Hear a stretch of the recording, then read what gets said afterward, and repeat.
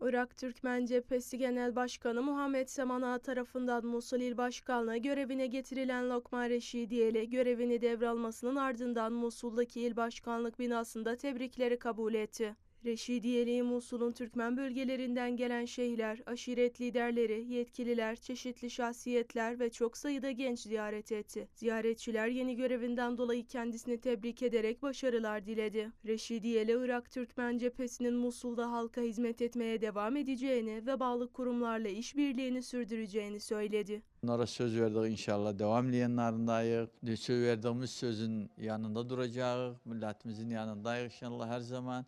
Milletimiz ne ihtiyacı var ise buradan sesleneyim bu kanattan. Türkmeneli kanalından milletimize sesleneyim. Kimin bir sıkıntısı var ise, bir ihtiyacı var ise bürolarımız ve bütün teşkilatın, cebhelerin makaratı açıldı. Bizim evimizde ve yüreğimizde bütün ofislerimiz hizmet izledi inşallah. Öte yandan Reşidiye Aşiretler Meclisi Başkanı Abdülvahid El Faris, Reşidiyeli'yi desteklediklerini ve görevini yerine getirmesinde yanında olduklarını belirtti.